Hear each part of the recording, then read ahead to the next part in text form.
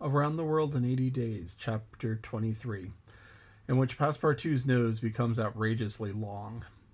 The next morning, poor, jaded, famished Passepartout said to himself that he must get something to eat at all hazards, and the sooner he did so the better.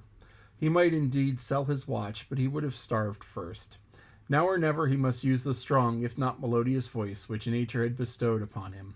He knew several French and English songs and resolved to try them upon the Japanese, who must be lovers of music, since they were forever pounding on their cymbals, tam-tams, and tambourines, and could not but appreciate European talent.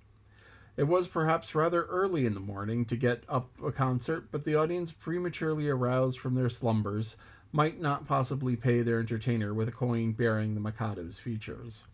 Passepartout therefore decided to wait several hours. As he was sauntering along, it occurred to him that he would seem rather too well dressed for a wandering artist.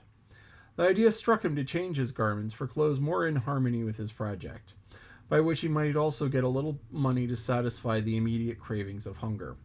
The resolution taken, it remained to carry it out. It was only after a long search that Passepartout discovered a native dealer in old clothes, to whom he applied for an exchange. The man liked the European costume, and ere long Passepartout issued from his shop, accoutred in an old Japanese coat, and a sort of one-sided turban faded with long use. A few small pieces of silver, moreover, jingled in his pocket. Good, thought he, I will imagine I am at a carnival. His first care, after being Japanesed, was to enter a tea-house of modest appearance, and, upon a half-bird and a little rice, to breakfast like a man for whom dinner was yet a problem to be solved. Now, thought he, when he had eaten heartily, I mustn't lose my head.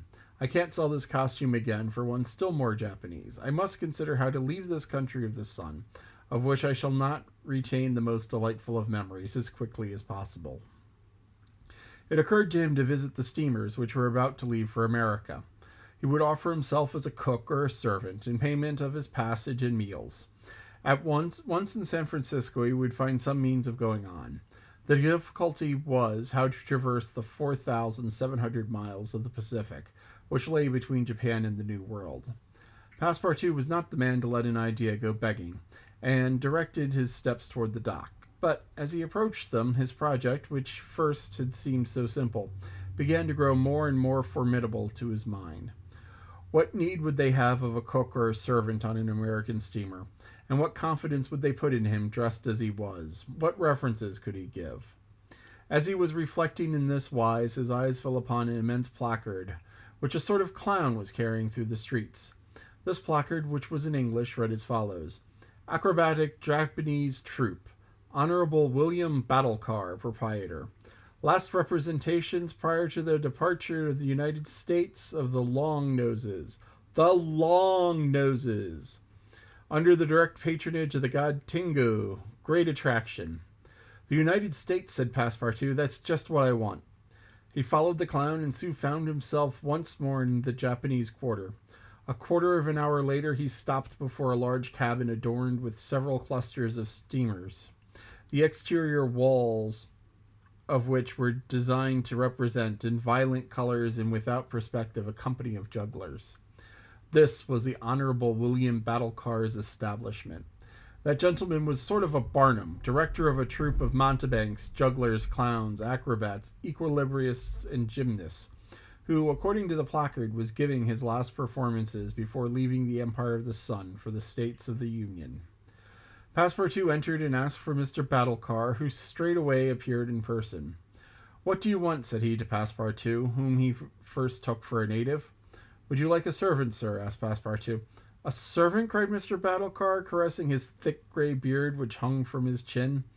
I already have two who are most obedient and faithful, and have never left me, and serve for their nourishment. And here they are, he said, holding up his two robust arms, furrowed with veins as large as the string of a bass viol. So I can be of no use to you? None. The devil! I should so like to cross the Pacific with you.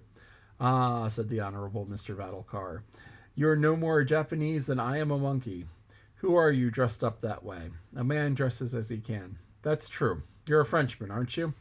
Yes, a Parisian of Paris. Then you ought to know how to make grimaces.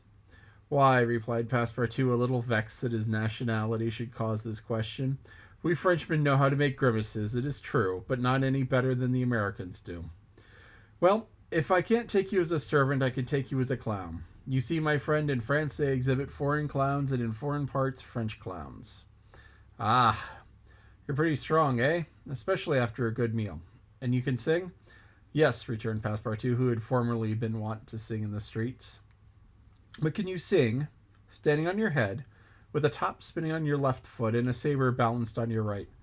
Huh, I think so, replied Passepartout, recalling the exercises of his younger days. Well, that's enough, said the Honorable William Battle-Car. The engagement was concluded then and there. Passepartout had at last found something to do. He was engaged to act as the celebrated Japanese troupe. It was not a very dignified position, but within a week he would be on his way to San Francisco.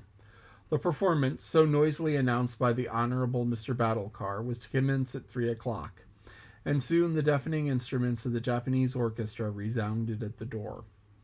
Passepartout, though he had not been able to study or rehearse a part, was designated to lend the aid of his sturdy shoulders in the great exhibition of the human pyramid, executed by the long-noses of the god Tengu. This great attraction was close to the performance. Before 3 o'clock, the large shed was invaded by the spectators, comprising Europeans and natives, Chinese and Japanese, men, women, and children, who precipitated themselves upon the narrow benches and into boxes upon the stage. The musicians took up a position inside and were vigorously performing on their gongs, tam-tams, flutes, bones, tambourines, and immense drums. The performance was as much like all the acrobatic displays, but it must be confessed that the Japanese are the first equilibrists in the world. One, with a fan and some bits of paper, performed the graceful trick of the butterflies and the flowers.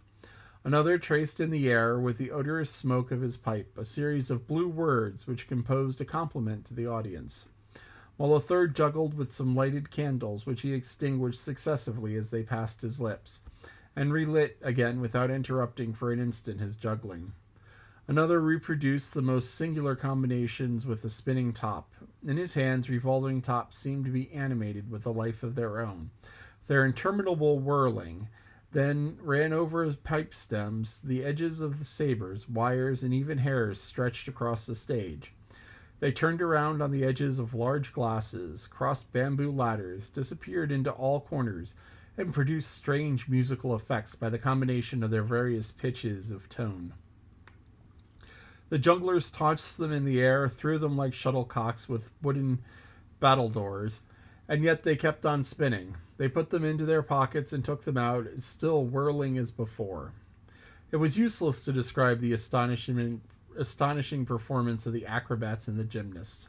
The turning on ladders, poles, balls, and barrels, etc., was executed with wonderful precision. And the principal attraction of the exhibition was the long-noses, a show to which Europe is yet a stranger. The long-noses form a peculiar company, under the direct patronage of the god Tengu.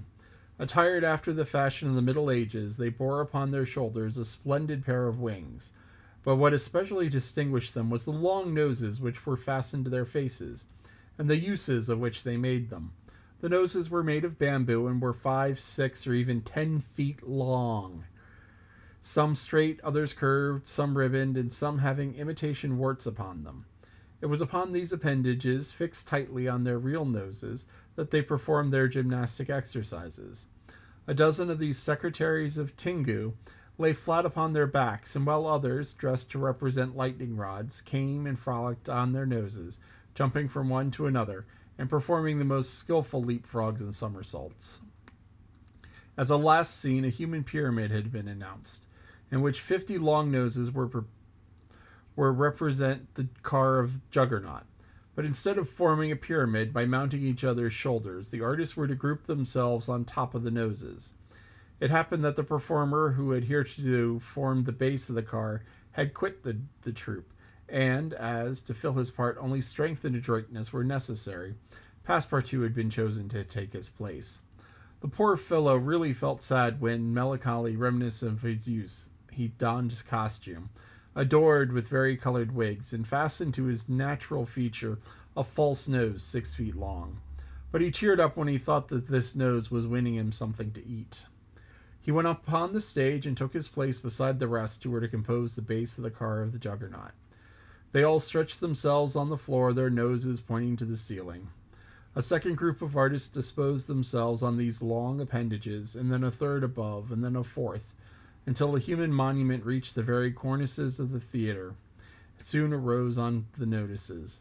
This elicited loud applause, but the midst of which the orchestra was just striking up a deafening air. When the pyramid tottered, the balance was lost, and one of the lower noses vanished from the pyramid, and the human monument was shattered like a castle built of cards. It was Passepartout's fault. Abandoning his position, clearing the footlights without the aid of his wings, and clambering up to the right-hand gallery, he fell at the feet of the spectators. "Ah, my master, you here? Myself? Very well, then let us go into the steamer, young man." Mr. Fogg, Aouda, and Passepartout passed through the lobby of the theater outside, where they encountered the Honorable Mr. Battlecar, furious with rage. He demanded damage for the breakage of the pyramid, and Phileas Fogg appeased him by giving him a handful of banknotes. At 6:30, the very hour of departure, Mr. Fogg and Aouda, followed by Passepartout, who was in his hurry and had retained his wings and his nose 6 feet long, stepped upon the American steamer. This is the end of chapter 23. So they said that Battlecar was kind of a Barnum, which is a reference to P.T. Barnum, who founded the Barnum and Bailey Circus. So Barnum founded a circus. It traveled. He had elephants. He had exhibits. He had sharpshooters. Annie Oakley was one of his sharpshooters. Calamity Jane worked for him. Buffalo Bill Cody had his own Wild West show, but he hooked up with Barnum occasionally. And Barnum put on these big extravaganzas. And he set up a museum. And Barnum's motto was that there's a sucker born every minute. So in Barnum's museum, he had these big, huge signs that says, "This way to the great egress." So people followed the signs. The great egress. And they didn't know what an egress was. Well, egress means exit. So everybody went to the exit, found themselves outside, and go, "Gee, I must have missed the egress," and paid to get back in. So that was P.T. Barnum. The Honorable Battlecar isn't quite as ambitious yet, but he has a good-sized troop, 50 people, with tops and juggling and acrobatics and the long noses. I don't think I've ever seen a performance of long nose. Maybe I did once on TV a long, long time ago. There are a lot of very impressive acrobatics that get done around the world. And in Asia, they raise it to an art form. Japan and China. China has these insane acrobats. And they do it through lots and lots and lots and lots of hard work. Now, this kind of goes back to Jackie Chan, who I mentioned way back at like chapter 1, who played Passepartout in the second making of the movie, who was a Hong Kong acrobat. So Jackie Chan started out doing this type of thing. And as I said back then, Passepartout started out as a circus acrobat. So he probably did juggling and I don't know what else. I mean, there's all sorts of things that the acrobats do. You know, stand on one hand, balance, hold people up. A lot of acrobatic things are done, you know, with multiple teams where people throw and toss each other, jumping through hoops. I know jumping through hoops doesn't sound impressive, but when the hoop is 6.5 feet up and you run and dive and get through something that is a foot above your head, that's impressive to me. So that's the end of chapter 23. Have a great day.